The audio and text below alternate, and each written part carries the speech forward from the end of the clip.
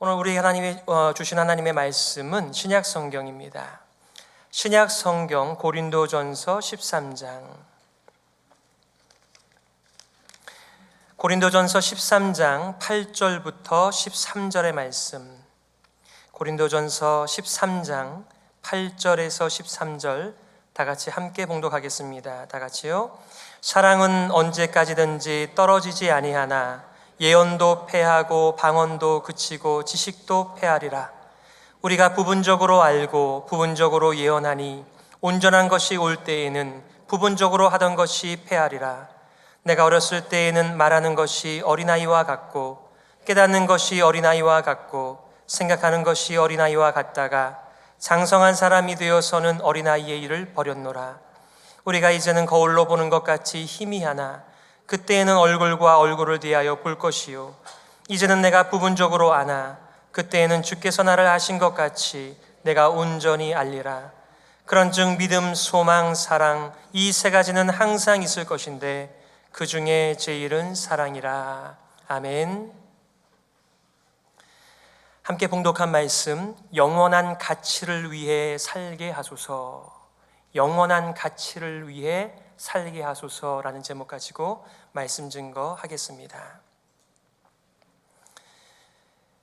러시아의 대문호 톨스토이는 그의 단편 사람은 무엇으로 사는가 라는 글에서 참 우리들에게 의미심장한 교훈을 던져주고 있습니다. 저는 톨스토이가 얼마나 좋은 신앙을 가진 분인지, 얼마나 정통 신앙을 가지고 있는지는 모르겠어요. 하지만 그분이 사랑에 관하여 또 삶에 대하여 인생에 대하여 참 잘 표현했다라고 생각이 됩니다. 천사 미하엘이 하나님께 불순종해서 세상으로 쫓겨납니다. 하나님의 주신 세 가지의 질문에 대한 답변을 깨달으면 그는 복귀가 될 것입니다. 첫 번째, 두 번째의 답변을 찾아내고 세 번째 답변 앞에서 미소를 짓는 미하엘.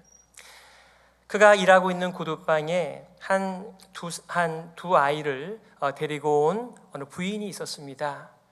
주인이 물어봅니다. 그 아이는 왜 다리를 절고 있는 것이요? 예, 저 아이는 제 아이가 아니지만 어릴 때에 자기 엄마가 죽으면서 아이를 덮쳐 다리를 절게 되었습니다 라고 말을 했습니다. 미하엘이 미소를 지은 이유는 이것입니다.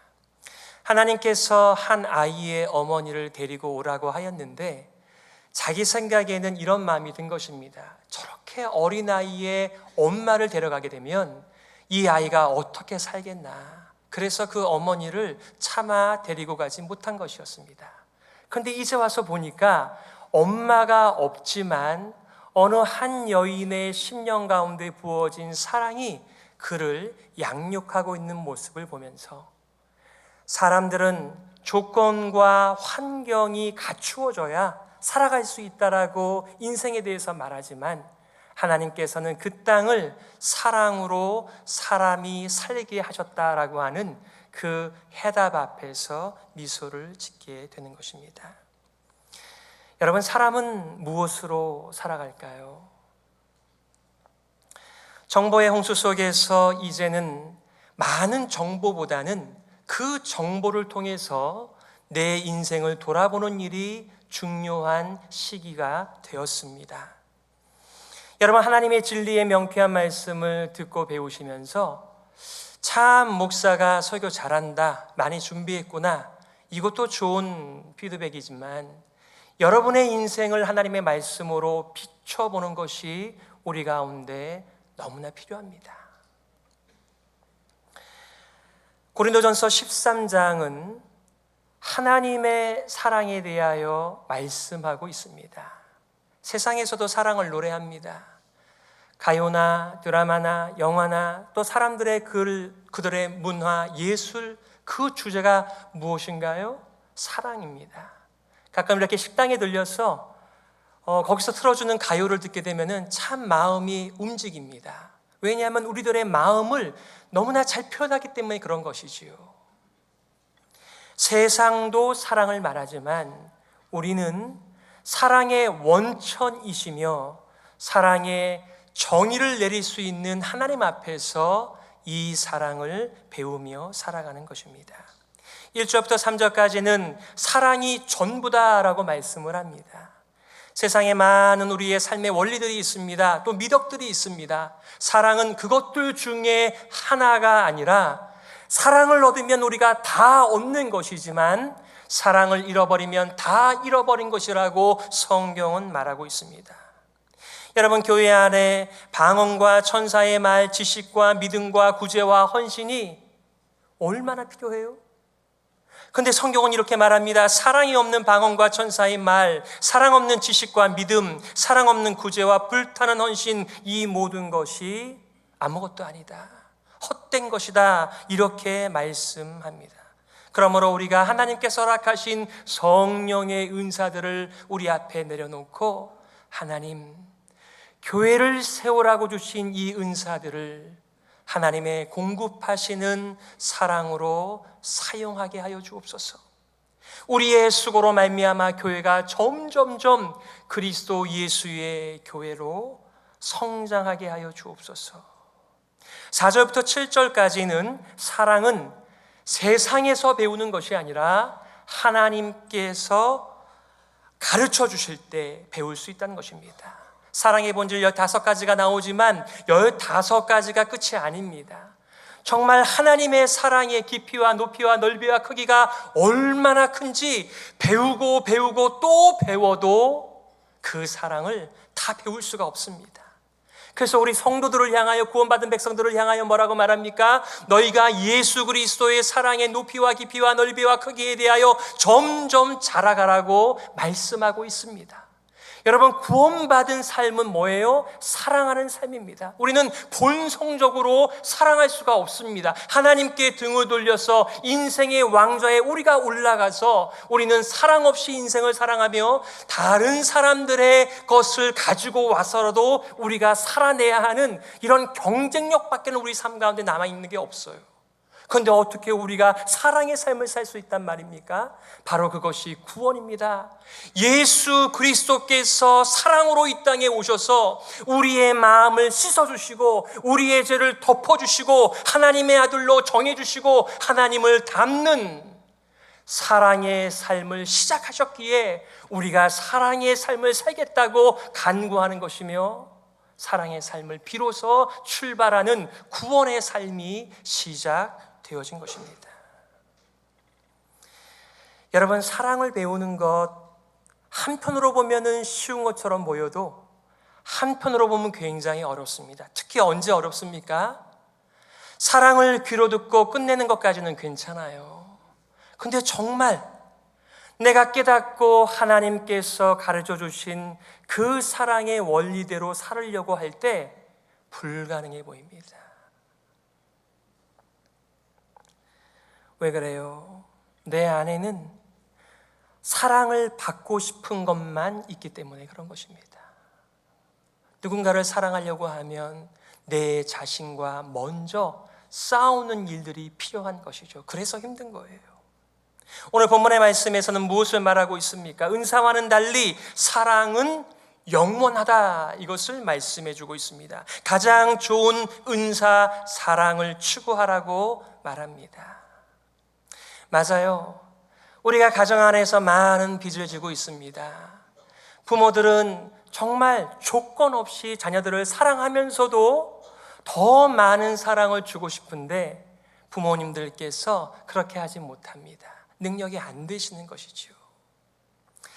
만약에 우리 가정 가운데 부모님께서 우리 자녀들을 향해서 너가 좀 잘해봐라, 내가 더 사랑해 줄게, 이런 부모님들이 있다면 굉장히 우스운 모양새가 아니겠습니까?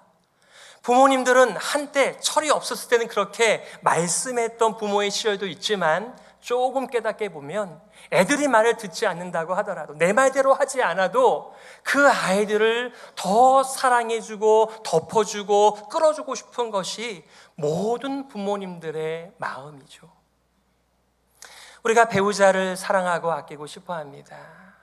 그런데 우리가 무엇을 하나님의 말씀으로 적용합니까? 아내가 남편에게 잘 순종하면 남편이 사랑을 한다는 것입니다. 남편이 사랑을 잘해주면 복종을 한다는 것입니다. 먼저 하라는 것입니다. 저와 여러분의 잠잠한 마음 가운데 더 사랑하고 싶은 마음이 있지요. 그런데 내 안에서 그게 작동되지가 않는 것입니다. 맞아요. 부모님을 더 사랑하고 싶습니다. 친구들을 더 사랑하고 싶습니다. 같은 믿음을 따라 살아가는 성도들을 더 사랑하고 품어주고 싶지만 내 안에 그것이 없다라고 하는 절망감이 듭니다. 그래서 하나님께 나와 은혜를 구하며 살아가는 것입니다. 오늘 본문의 말씀을 크게 세 가지로 요약하면 이렇습니다. 8절에서는 영원한 사랑과 일시적인 은사를 비교하면서 영원한 것을 추구하라는 메시지, 9절부터 12절까지는 현재와 종말, 즉 예수 그리스도의 재림 때에 완성될 새 세상을 보여주면서 지금 유한한 가운데 부분적으로 살아가는 것을 접으라라고 말하고 있어요. 마지막 13절에 믿음과 소망과 사랑의 삶은 영원하다라고 말하면서 일시적이고 잠깐 있는 것 위하여 살지 말고 영원한 것을 위하여 당신의 삶을, 인생을 쏟아 부으라고 말하는 것입니다. 여러분, 우리가 어떤 운동을 배울 때에도 그 운동을 제대로 배우려면 그 운동하는 일에 미쳐야 됩니다. 동그란 것을 보면 다 공으로 보여야지 뭔가 나아지는 기미가 보입니다. 이 세상에 어떠한 것 하나를 이루기 위해서도 마음을 다해야 무엇인가를 이룰 수 있는데, 사람들은 사랑에 대한 인생의 방향도 정하지 않은 채 몇 번 해보다가 말면서 왜 우리 가정에는 사랑이 없지? 왜 우리 교회는 사랑이 부족하지? 내 인생 가운데는 왜 사랑이 계속해서 작동되지 않은 걸까? 이런 얘기들만 합니다. 여러분, 정말 여러분들의 인생의 목표는 사랑하는 일입니까? 한번 곰곰이 생각해 보시기를 바랍니다. 좀 더 말씀을 더 나누기를 원합니다. 첫 번째는 영원한 사랑과 일시적인 은사를 비교하고 있습니다. 8절 말씀입니다. 사랑은 언제까지든지 떨어지지 아니하나 예언도 패하고 방언도 그치고 지식도 패하리라. 여러분, 교회 안에서 적어도 이 당시에 성경이 완성되지 않았을 때입니다. 그러니 하나님의 주시는 예언, 하나님의 구원의 은혜를 깨닫는 그 도가 얼마나 더 중요한 시기였겠습니까? 그럼에도 불구하고 하나님의 구원의 도, 예언에 대하여 사용할 때 사랑으로 사용하지 않으면 아무것도 아니라고 말합니다. 고린도 지역의 영향을 받은 고린도 교회도 지식을 중요하게 여기고 지혜를 중요하게 여기며 방언들을 중요하게 여겼던 그런 교회였습니다. 고린도 교회는 오히려 예언과 방언과 지식이 세 가지 은사를 지나치게 좋아하여서 잘못 사용한 대표적인 교회입니다. 하지만 예언과 방언과 지식은 영원히 완성되어질 때, 온전한 날이 오게 되어질 때, 예수 그리스도께서 오실 때에 그거는 다 소용이 없는 것이 될 것이라고 말씀하시면서 영원한 것을 추구하고 살아가라고 말하고 있습니다. 그것이 참된 지혜이죠. 이 진리를 설명하기 위해서 두 가지 예를 들고 있습니다. 9절과 10절에 이렇게 말해요. 우리가 부분적으로 알고 부분적으로 예언하니 온전한 것이 올 때에는 부분적으로 하던 것이 패하리라. 계속해서 고린도 교회는 내가 이렇게 많은 지식이 있다, 지혜가 있다, 많은 랭귀지를 가지고 있다라고 자랑하면서 그들은 성령 충만하다라고 착각을 하였습니다. 여러분, 성령의 은사들을 많이 가지고 있다고 해서 성령으로 충만한 것이 아닙니다. 다른 것이에요. 성령으로 충만하면 사랑으로 그 은사들을 사용하겠지요. 지식을 잘못 사용하면서 뭐라고 말을 합니까? 우리는 하늘의 지식이 있다. 너보다 더 많은 지식을 가지고 나는 성령으로 충만하여서 하늘을 지금 살고 있다라고 자랑하였지만 그 지식이 자신에게도 공동체에게도 별로 도움이 안 되는 지식으로 전락하고 말았습니다. 여러분, 지식은 이와 같습니다. 여러분, 욥기를 읽어보신 적이 있으십니까? 욥이 고난 가운데 있을 때 그의 세 친구와 지혜자가 와서 그를 얼마나 많은 말로 위로하고 또 충고하고 경고합니까? 근데 하나님께서 38장에 등장하셔서 욥아 네 허리를 묶고 내 말을 들으라고 말하면서 내가 땅에 기초를 놓을 때 너 거기 있었냐? 너가 땅을 알아? 내가 바다를 창조할 때 너가 그것을 보았느냐? 네가 바다를 알아? 저는 땅도 알고 바다도 압니다. 근데 하나님께서 저에게 너가 땅을 아니 바다를 아니라고 물어보면 잘 모른다라고 대답할 것 같아요. 마찬가지예요. 이 부분적인 지식을 가지고 마치 세상을 다 아는 것처럼 자기보다 더 알지 못하는 사람들을 판단하면서 정죄하면서 사랑 없이 은사를 사용하는 사람들을 향하여 너가 가지고 있는 지식과 지혜와 랭귀지가 다가 아니라고 말씀해 주고 있습니다.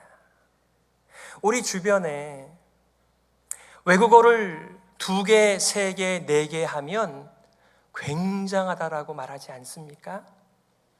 여러분 세상에 랭귀지가 몇 개나 될 것 같으세요? 최소한 3,000개입니다. 많게 보는 분은 4,000개의 랭귀지가 있습니다.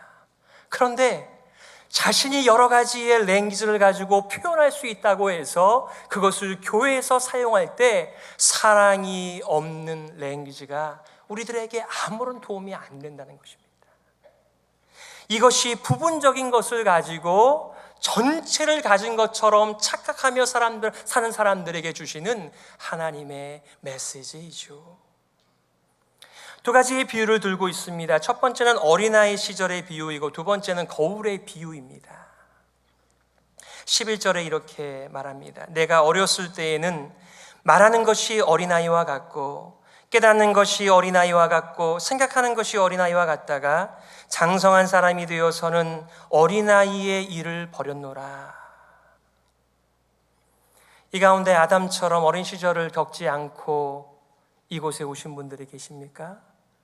아마 그런 분들은 한 사람도 계시지 않으시겠죠. 우리 모두가 다 어머니의 뱃속에서부터 있어서 이 땅에 태어나서요 앞뒤 가리지 못하고 인생을 살았습니다. 심지어는 앞뒤를 가리지 못함에도 불구하고 자신이 앞뒤 가리지 모르는 사람인지도 모른 채 그렇게 인생을 살던 사람들이 아닙니까? 그런데 지나놓고 보니까 자신의 그 옛날 일들이 생각나는 거예요. 정말 생각 없이 말하고 생각 없이 인생을 살았던 나의 그 유치한 so childish 그런 것들이 밝혀지게 되면 너무 부끄럽죠. 나의 과거를 모르는 사람이 있는 곳에서 살고 싶겠죠. 제가 어렸을 때 뭐하고 놀았을 것 같으십니까? 성경 보면서 말씀 암송하면서 그렇게 놀았다고는 생각하지 않으시겠죠? 딱지치기 하면서 구슬치기 하면서 다방구 하면서 그렇게 살았습니다. 저의 기쁨은요 친구들과 딱지치기 하면서 제 빈 주머니가 그득해져서 집에 돌아오는 일이었습니다. 그러면 어머니가 제게 말씀하십니다. 철성아 오늘 좀 많이 좀 땄냐? 그러면 저희 아버지의 빈 와이셔츠 박스에다가 그 딱지들을 잘 세워서 차곡차곡 가득해지는 것이 저의 기쁨이었습니다. 저희 어머니가 그런 모습을 보고 야 그거 어디다 쓸래? 그렇게 말씀하지 않으셨어요. 왜? 저는 어리니까 그것이 즐겁고 그것이 저의 재산이었단 말이죠. 근데 만약에 제가 대학생이 돼서도 제 딱지 어디다 두셨어요?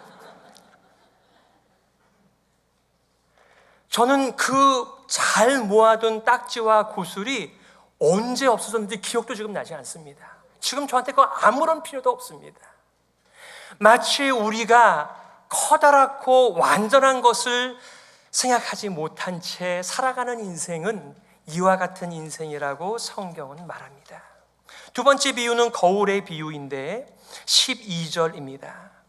우리가 이제는 거울을 보는 것 같이 희미하나 그때에는 얼굴과 얼굴을 대하여 볼 것이요 이제는 내가 부분적으로 아나 그때에는 주께서 나를 아신 것 같이 내가 온전히 알리라. 이제와 그때를 비교하면서 거울의 비유를 얘기하고 있습니다. 그 당시에 거울은 청동이라 구리로 만들어졌기 때문에 우리의 얼굴과 모습을 비춰봐도 흐릿하게 보였습니다. 여러분 요즘에 좋은 거울 가지고 다니시죠?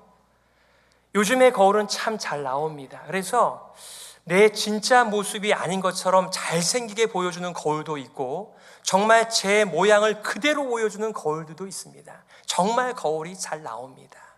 그럼에도 불구하고 이렇게 얼굴과 얼굴을 직접 대고 보는 것만큼 그렇게 뛰어난 성능을 가진 거울은 없습니다. 지금 그런 비유를 말씀하시면서 말하고자 하는 것이 무엇이죠? 우리가 부분적으로 알고 부분적으로 예언하고 유년기의 사고와 말, 이 모든 것들은 거울을 통해서 보는 것처럼 불완전하고 희미한 것인데 그것을 가지고 자랑하고 그것을 가지고 교회를 섬기면서 내가 교회를 잘 섬긴다라고 말하는 자가 누구냐, 이렇게 말씀하시는 거예요. 욥에게 등장하신 하나님께서 너가 타조를 알아, 너가 하마를 알아, 너가 악어를 알아, 저 그거 다 압니다. 그런데 그것을 창조하신 분께서 왜 그 형상으로 그 크기로 그런 기능으로 만들었는지는 잘 모릅니다. 창조주만이 가지고 계신 지식입니다. 여러분, 이 모든 것들이 주는 메시지가 무엇인가요? 우리가 아무리 많이 배워도 우리가 가진 지식을 가지고는 교회를 섬기기에 다들 부족하다는 것입니다. 그러기에 그 사랑을 가지고 그 부족한 지식을 가지고 교회를 세워나간다라고 한다면 비록 부족한 지식이라고 할지라도 사랑 때문에 교회는 점점 자라가게 되고 온전하게 될 것이라고 하는 이 하늘의 비밀을 우리들에게 말씀하고 있는 것입니다. 인생이 가지고 있는 지혜와 지식은 하나님과 견줄 수 없습니다. 마치 세상의 모든 것을 알고 있는 것처럼 살아갈 수는 없는 것입니다. 그런데 이렇게 부족한 지식으로 사람들을 판단하고 하나님의 일을 평가하면서 살아간다면 우리의 삶을 신앙생활이라고 말할 수 있겠습니까? 제임스 패커라고 하는 목사님은 그의 책에서, 그의 책 제목이 하나님을 아는 지식입니다. 얼마나 두꺼운지 400페이지입니다. 여러분, 그 400페이지를 열심히 공부해서 달달달 외운다고 할지라도 그것을 공부한 다음에 나 이제 하나님 다 뗐어, 나 이제 하나님 다 알아, 이렇게 말할 수 있는 분들이 세상에 누가 계시겠어요? 사랑이신 그 하나님, 그 부요하신 하나님을 배워가면서 내 진짜 모습을 비춰가며 깨달아가며 하나님께 없는 믿음 달라고, 없는 사랑 달라고, 소망으로 채워달라고 간구하면서 서로를 격려하며 살아가는 것이 우리가 부르심을 입은 부르심의 이유라고 하는 것을 말하는 것입니다. 하나님은 우리에 대하여 속속들이 알고 계세요. 종종 우리가 동일하신 하나님을 찬양하고 영원하신 하나님을 찬양할 때 가슴이 뭉클해지죠. 왜요? 우리는 동일한 사람을 만나보지 못했거든요. 영원한 사람들을 만나보지 못했거든요. 그런데 그 사랑의 원천 되시는 하나님께서 동일하시며 영원하다라고 하는 그 메시지가 얼마나 마음에 위로가 되는지요. 인생이 얼마나 변죽이 심한 사람들입니까? 아침과 저녁의 생각이 다릅니다. 우리 감정에 따라 눈 색깔이 달라집니다. 우리 모든 것을 결정하고 의지하고 살아가기에는 우리는 너무나 약한 존재입니다. 우리 인생의 부족함을 하나님의 온전함 앞에서 발견하게 되면서 우리가 어떻게 적용하는 것이죠? 하나님, 저도 하나님처럼 한결같이 인생을 살고 싶습니다. 그것이 바로 하나님의 말씀이 우리 안에서 작동하는 구원의 삶이요 믿음의 삶인 것입니다. 지금 우리가 가지고 사용하는 것은 다 시간과 공간의 제약과 한계가 있기에 온전한 것을 기대하면서 지금 허락하신 은사를 사랑으로 사용하며 살아가는 것입니다. 마지막으로 영원한 믿음과 소망과 사랑에 대하여 말합니다. 13절, 그런즉 믿음, 소망, 사랑 이 세 가지는 항상 있을 것인데 그 중에 제일은 사랑이라. 타락하고 지식을 자랑하는 고린도인들처럼 고린도 교회 역시 방언과 예언과 지식을 선호하며 살았습니다. 오히려 하나님이 주신 은사를 가지고 주님의 몸된 공동체를 깨는 일을 서슴지 않았던 유치한 고린도 성도들에게 이 하나님의 하늘의 사용법, 사랑을 알려주심으로써 교회의 하나됨을 위하여 다시 불러주시는 은혜를 보게 되는 것이죠. 바울은 일시적인 세상을 본받지 말고 항상 있는 영원한 믿음과 영원한 소망과 영원한 사랑에 마음을 두고 살아가라고 말씀하고 있습니다.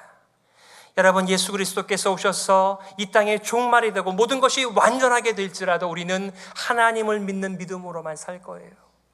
그리고 하나님만 바라면서 살아갈 것입니다.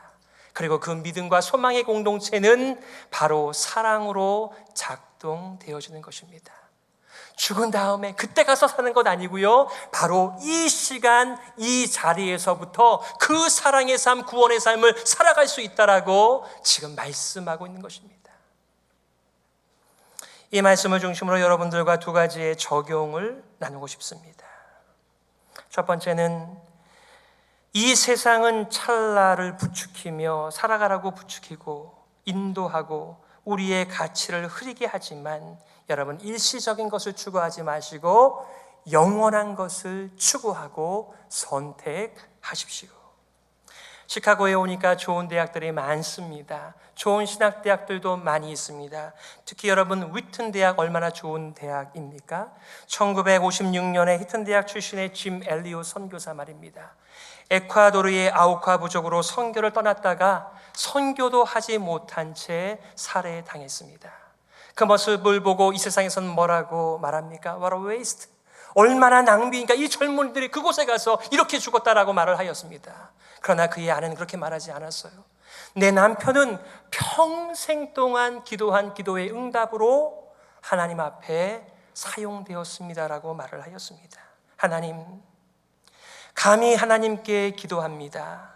나무 토막 같은 부족한 나의 인생에 주님이 불을 붙여 주옵소서. 제가 주를 위해 그 불에 타버리게 해 주시옵소서. 이 몸은 주의 것입니다. 나는 오래 사는 것을 원치 않습니다. 완전하고 풍성한 삶을 원합니다. 주님과 같이. 이것이 그 엘리옷의 일기문이었습니다. 그러면서 그가 이렇게 말하죠. 그 유명한 표현입니다. 결코 잃어버릴 수 없는 것을 얻기 위해, 영생을 위해 지킬 수 없는 것을 버리는 자는 어리석은 자가 아닙니다. 여러분, 이 가운데 자기 목숨을 지킬 수 있는 분이 계십니까? 여러분의 가족의 목숨을 지킬 수 있는 능력 있는 분들이 계십니까? 아무도 없습니다. 영원한 생명을 위하여, 복음을 위하여, 사랑의 삶을 위하여, 하나님을 위하여 내가 지킬 수 없는 목숨을 버리는 것은 어리석은 자가 아니라 그 사람이야말로 지혜로운 사람이다, 이렇게 말하고 있는 거예요. 복음이 무엇입니까? 예수 그리스도이십니다. 예수 그리스도가 누구십니까? 하나님의 사랑이십니다.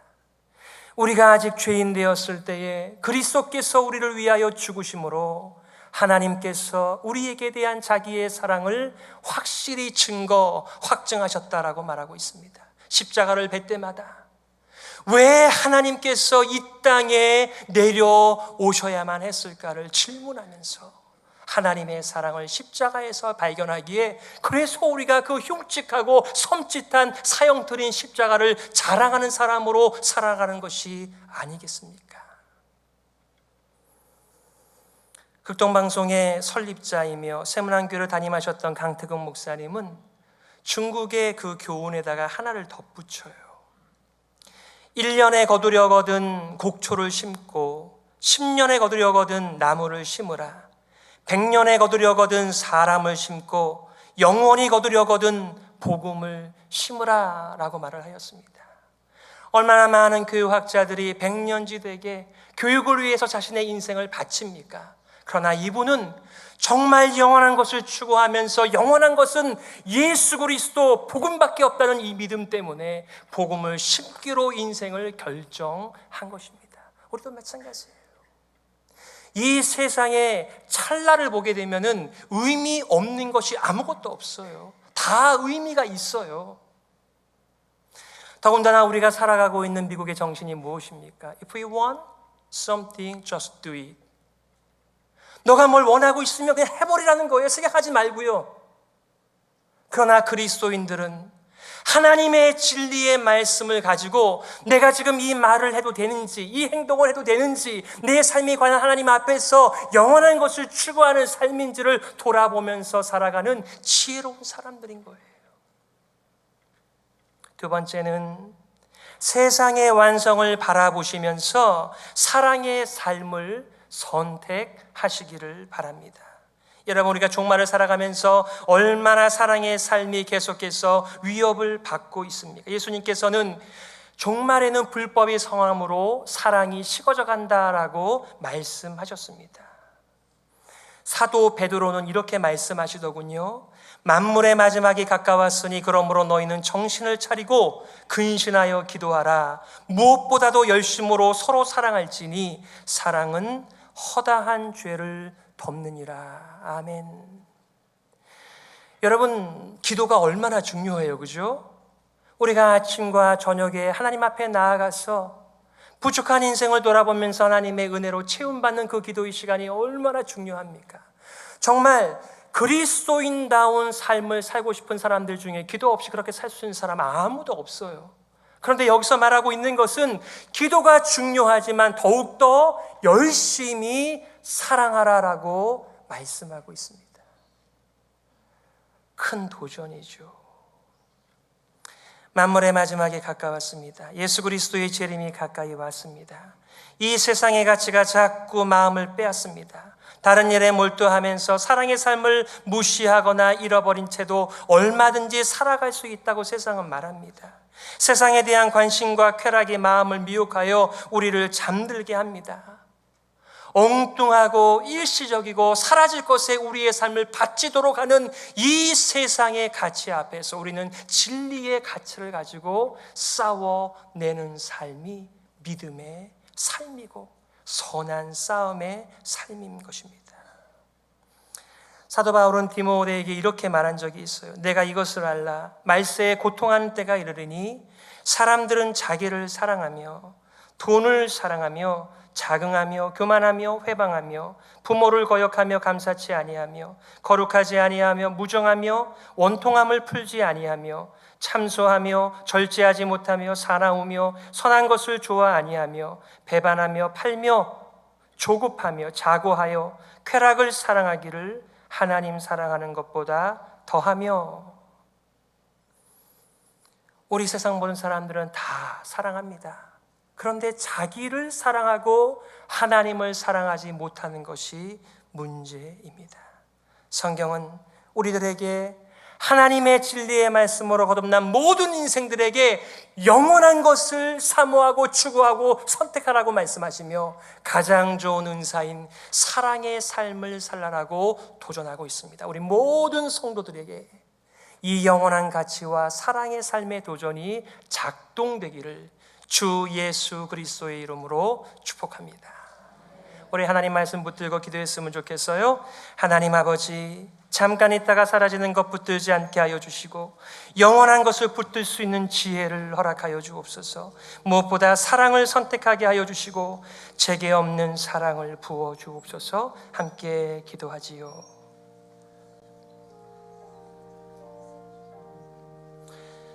하나님 아버지, 하나님 아버지, 우리들에게 영생을 주시니 감사합니다. 구원을 주시니 감사합니다. 하나님의 자녀가 되게 하여 주신 것 감사합니다.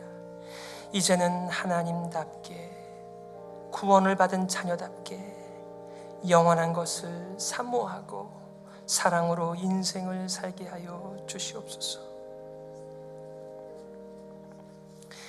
하나님 아버지, 은혜를 감사합니다. 우리의 눈을 열어주시고 귀를 열어주시고 심령을 열어주셔서 하나님의 말씀이 들리게 하여 주시니 감사합니다. 이제 이 하나님의 말씀을 붙들고 영원한 것을 사모하고 사랑의 삶을 살아가는 교회 되게 하여 주시옵소서. 살아계신 예수 그리스도의 이름으로 기도드리옵나이다. 아멘.